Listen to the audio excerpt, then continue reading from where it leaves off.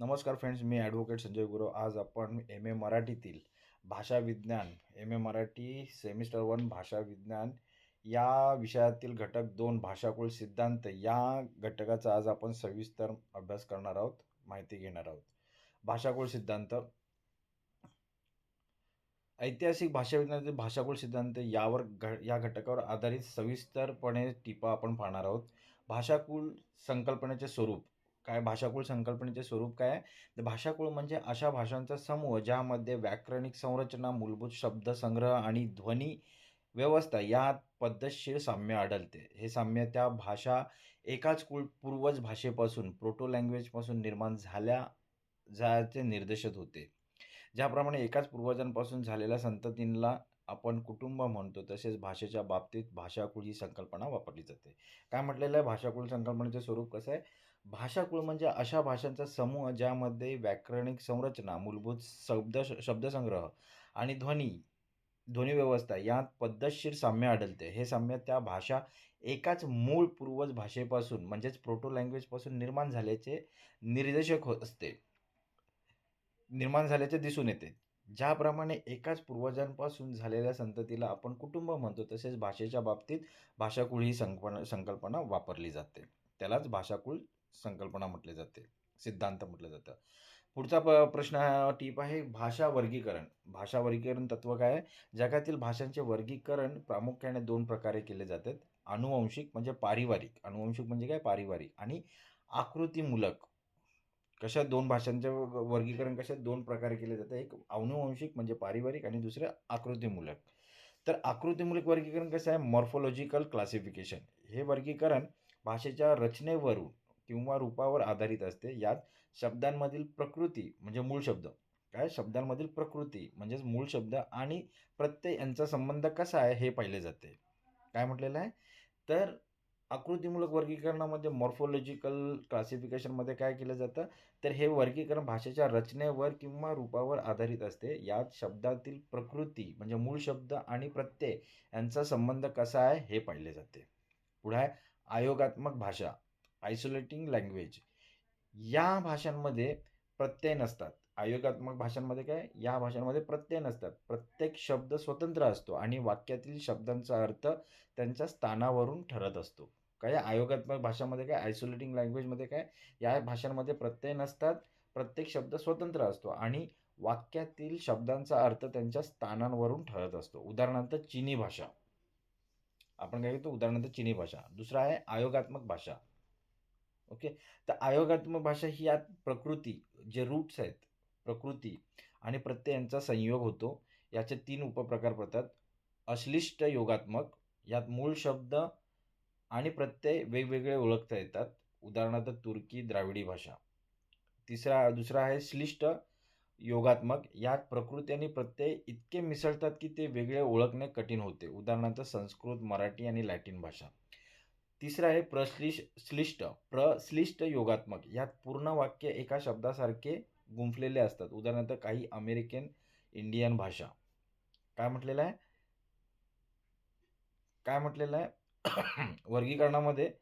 वर्गीकरणामध्ये मुख्यतः भाषा वर्गीकरण तत्व काय आहे? तर जगातील भाषांचे वर्गीकरण प्रामुख्याने 2 प्रकारे केले जातात. एक आनुवंशिक जे पारिवारिक आहे आणि दुसरं आकृतीमूलक.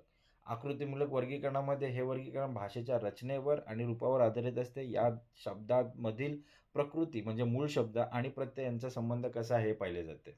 नंतर मग आहे आयोगात्मक भाषा, आयसोलेटिंग लँग्वेज. या भाषेमध्ये प्रत्यय नसतात, तर प्रत्येक शब्द स्वतंत्र असतो आणि वाक्यातील शब्दाचा अर्थ त्यांच्या स्थानावरून ठरत असतो. उदाहरणार्थ चीनी भाषा. पुढे आहे योगात्मक भाषामध्ये काय? यात प्रकृती, रूट आणि प्रत्ययांचा संयोग होतो. याचे 3 उपप्रकार पडतात. अश्लिष्ट योगात्मक, यात मूळ शब्द आणि प्रत्यय वेगवेगळे असतात. काय? अश्लिष्टमध्ये काय? मूळ शब्द आणि प्रत्यय हे दोन्ही वेगवेगळे असतात. उदाहरणार्थ तुर्की, द्राविडी भाषा. दुसरा आहे श्लिष्ट योगात्मक, यात प्रकृती आणि प्रत्यय इतके मिसळतात की वेगवेगळे ओळखणे कठीण होते. काय? श्लिष्ट योगात्मकमध्ये काय? तर प्रकृती आणि प्रत्यय इतके मिसळतात की ते वेगवेगळे होणे कठीण होते. उदाहरणार्थ संस्कृत, मराठी, लॅटिन भाषा. तिसरं आहे प्रशिष्ट योगात्मक, यात पूर्ण वाक्य एका शब्दासारखे गुंफलेले असतात. कसे असतात? यामध्ये काय? पूर्ण जे वाक्य आहे एकमेकांमध्ये एका शब्दासारखे गुंफलेले असतात. उदाहरणार्थ काही अमेरिकन इंडियन भाषा. आता पुढचा टिप आहे की जगातील प्रमुख भाषाकुळे. आता जगातील प्रमुख भाषाकुळे काय आहेत? तर जगातील भाषांचे साधारणपणे 18 ते 20 मुख्य कुलांत वर्गीकरण केले जाते. यातील प्रमुख खालीलप्रमाणे आहेत. पहिला आहे इंडो युरोपियन आर्य भाषाकुळ. हे जगातील सर्वात महत्त्वाचे कुळ असून यात संस्कृत, ग्रीक, लॅटिन, इंग्रजी, मराठी इत्यादी भाषा येतात. काय? इंडो युरोपियन ही आर्य भाषाकुळ आहे. हे जगातील सर्वात महत्त्वाचे कुळ असून यात संस्कृत, ग्रीक, लॅटिन, इंग्रजी, मराठी इत्यादी भाषा येतात. पुढचा सिमेटिक भाषाकुळ. यात अरबी आणि हिब्रू या भाषांचा समावेश होतो. यात काय सिमेटिक भाषामध्ये काय अरबी आणि हिब्रू या भाषांचा समावेश होतो. नंतर आहे सिने टिबेटियन भाषाकुळ. यात चीनी, तिबेटी आणि बर्मी भाषा येतात. नंतर मग आहे द्राविडी भाषाकुळ. यात दक्षिण भारतातील तमिळ, तेलुगू, कन्नड, मल्याळम ह्या भाषा मुख्य भाषा आहेत. नंतर मग ऑस्ट्रो आशिया भाषाकुळ. भारतातील मुंडा आणि संथाली भाषा या गटात मोडतात. या ऑस्ट्रो आशियामध्ये भाषाकुळमध्ये भारतातील ज्या मुंडा आणि संथाली भाषा आहेत या गटामध्ये मोडतात. नंतर मग फिनो उग्रिक भाषाकुळ. फिनिश आणि हंगेरियन ह्या भाषा याच्यामध्ये मोडतात. नंतर मग अल्ताई भाषाकुळ आहे. तुर्की, मंगोलियन भाषा या अल्ताई भाषाकुळामध्ये मोडतात. पुढचा आहे जापानी कोरियन भाषाकुळ. यात जापान आणि कोरियातील भाषा येतात. पुढचा टिप आहे इंडो युरोपियन भाषाकुळाच्या शाखा. या कुलाच्या दोन मुख्य वर्ग पडतात. इंडो युरोपियन भाषाकुळाच्या शाखा आहेत. या कुलाच्या दोन मुख्य वर्ग पडतात. एक शतम आणि दुसरं कॅन्टुम. शतम आणि कॅन्टुम त्यांच्या प्रमुख भाषा शाखा कोणत्या खालीलप्रमाणे आहेत. भारत इराणी शाखा. यात भारतीय आर्य भाषा आणि इराणी अवेस्ता यांचा या भाषा येतात. भारत इराणीमध्ये भारतीय आर्य भाषा आणि इराणी अवेस्ता भाषा येतात. नंतर मग बाल्तो स्लोविक भाषा, रशियन पॉलिश भाषा येतात. नंतर मग आर्मियन शाखा, आर्मियानातील भाषा येतात. नंतर मग अल्बियन शाखा, अल्बियनातील भाषा या शाखांमध्ये येतात. नंतर मग ग्रीक हेलेनिक भाषा, प्राचीन आणि आधुनिक ग्रीक यामध्ये येतात. इटॅलिक रोमन शाखा, लॅटिन आणि त्यापासून निघालेला फ्रेंच, इटालियन, स्पॅनिश भाषा याच्यामध्ये येतात. पुढचा आहे तुखारी भाषा. मध्य आशियातील आता मृत झालेली शाखा आहे ही तुखारी भाषा त्यात येतात. इंडो इराण भाषाकुळ. पुढचा टिप आहे इंडो इराण भाषाकुळ समजून घेऊया. यालाच आर्य शाखा असेही म्हणतात. इंडो इराणी भाषेला काय म्हणतात? भाषाकुळाला आर्य शाखा असेही म्हणतात. ही इंडो युरोपियन कुलातील सर्वात महत्त्वाची शाखा आहे. काय? इंडो युरोपियनातील इंडो इराणी ही भाषाकुळ सर्वात महत्त्वाची शाखा आहे. या शाखेचे लोक जेव्हा मध्य आशियातून बाहेर पडले तेव्हा एक गट इराणकडे गेला, तो इराणी झाला आणि दुसरा गट भारताकडे आला, त्याला भारतीय आर्य म्हटलं गेलं. या दोन्ही गटांच्या प्राचीन साहित्यात वेद आणि अवेस्ता प्रचंड साम्य आहे. यात काय या गटांच्या प्राचीन साहित्यात वेद आणि अवेस्ता यांचा प्रचंड साम्य दिसून येतं. तर हे आहे इंडो इराणी भाषाकुळ.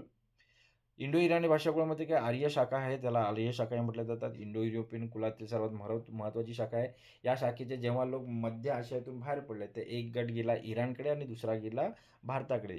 तर इराणकडे गेला ते इराणी आणि भारताकडे आले ते भारतीय आर्य. या गटांच्या प्राचीन साहित्यात वेद आणि अवेस्ता याचा प्रचंड साम्य आढळते. पुढचा टीप आहे भारतीय आर्य भाषांची उत्क्रांती. आर्य भारतीय शाखा.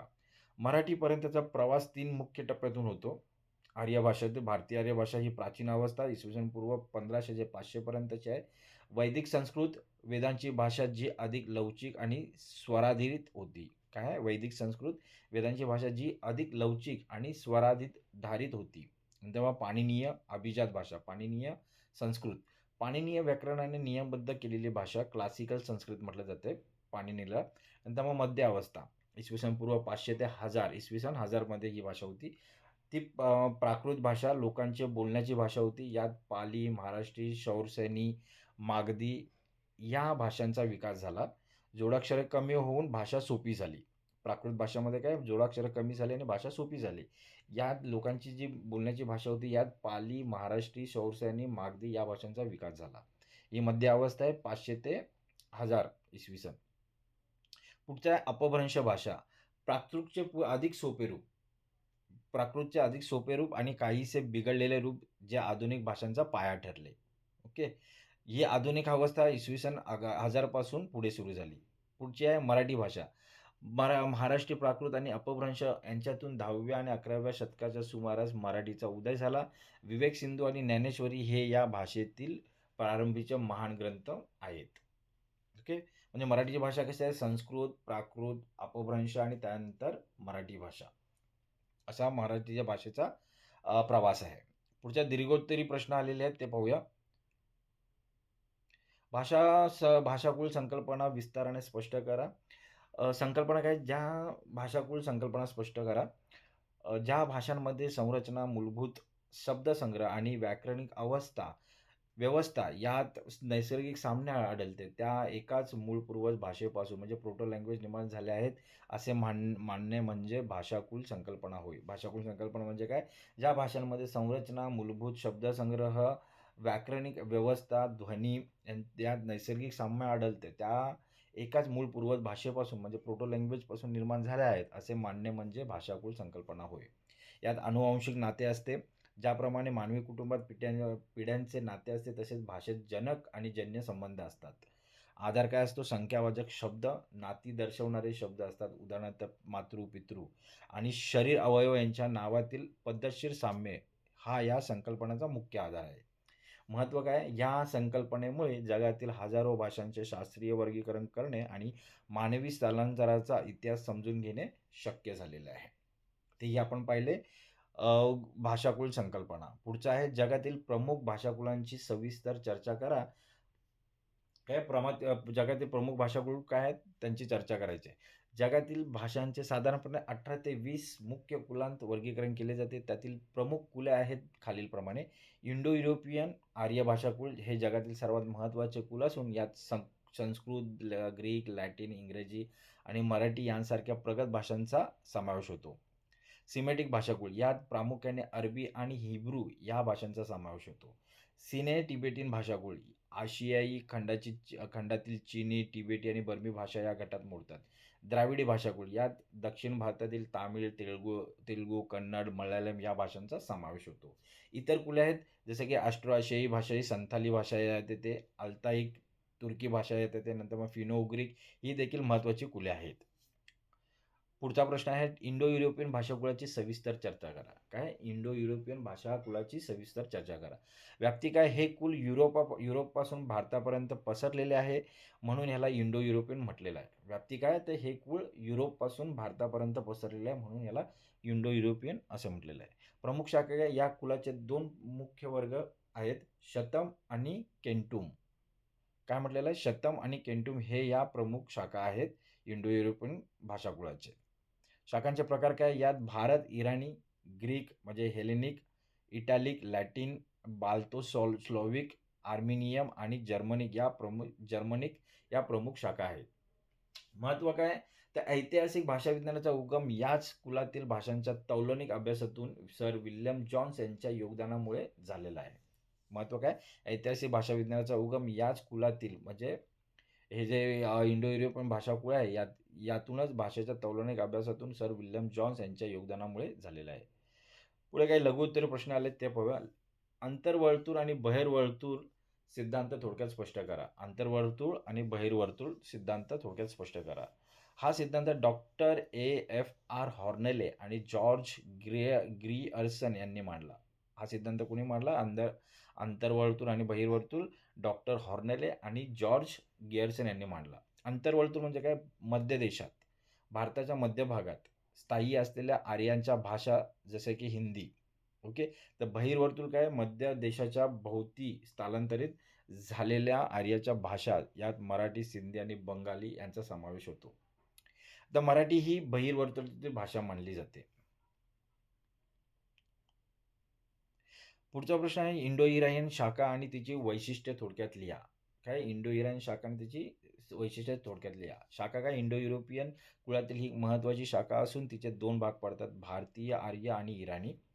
नंतर मग वैशिष्ट्य प्राचीन भारतीय वेद आणि इराणी अवेस्ता ग्रंथ यांच्या भाषेत प्रचंड साम्य आढळते. ह्या शाखेतील भाषा सुरुवातीला श्लिष्ट योगात्मक स्वरूपाच्या होत्या, ज्या पुढे आधुनिक काळात अधिक सुटसुटीत झाल्या. पुढचा प्रश्न आहे आर्य भारतीय कुळाविषयी थोडक्यात माहिती लिहा. तर याचा विकास 3 टप्प्यात झालेला आहे. प्राचीन वैदिक संस्कृत, नंतर मग मध्यामध्ये प्राकृत आणि अपभ्रंश आणि नंतर आधुनिक मराठी आणि हिंदी इत्यादी. मराठी भाषेचा उगम याच आर्य भाषेतील भारतीय शाखेतील महाराष्ट्री प्राकृतपासून झालेला आहे. मराठी भाषेचा उगम याच आर्य भारतीय शाखेतील महाराष्ट्री प्राकृत भाषेतून झालेला आहे. टिपा लिहा. भाषाकुळ. भाषाकुळ म्हणजे एकाच मूळ पूर्वज भाषेपासून जन्मलेल्या भाषांचा समूह होय. हे वर्गीकरण आनुवंशिक संबंधांवर आधारित असते. वर्गीकरणाचे तत्त्वे.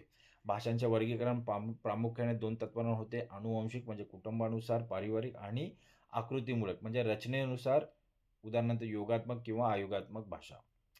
पाचर सिद्धांत काय समजून घ्या. Wave theory. ओके. पाचर सिद्धांत हा सिद्धांत सांगतो की भाषेतील बदल हे तलावात दगड टाकल्यावर येणाऱ्या लाटांप्रमाणे केंद्रस्थानापासून बाहेरच्या दिशेला पसरत जातात. काय म्हटलेलं आहे? हा सिद्धांत काय म्हणतो? पाचर सिद्धांत हा सिद्धांत सांगतो की भाषेतील जे बदल आहेत हे तलावात आपण जे दगड टाकतो, दगड टाकल्यावर जे लाटा येतात, येणाऱ्या लाटा असतात, ते केंद्रस्थानापासून बाहेरच्या दिशेला पसरत जातात. हे बदल वेगवेगळ्या भौगोलिक सीमा ओलांडून शेजारील भाषांवरून प्रभाव टाकत असतात. तर हे बदल त्या तलावात टाकलेल्या दगडांसारख्या, त्या लाटांसारख्या केंद्रस्थानापासून बाहेर जाणाऱ्या बाहेरच्या दिशेला पसरत जाणाऱ्या लाटांसारखा बदल असतो. हे बदल वेगवेगळ्या भौगोलिक सीमा ओलांडून शेजारील भाषांवर प्रभाव टाकत असतात. तर मित्रांनो, आज आपण हा घटक भाषा विज्ञानातील भाषा विज्ञानातील घटक 2 भाषाकुळ सिद्धांत हा सविस्तरपणे समजून घेतलेला आहे.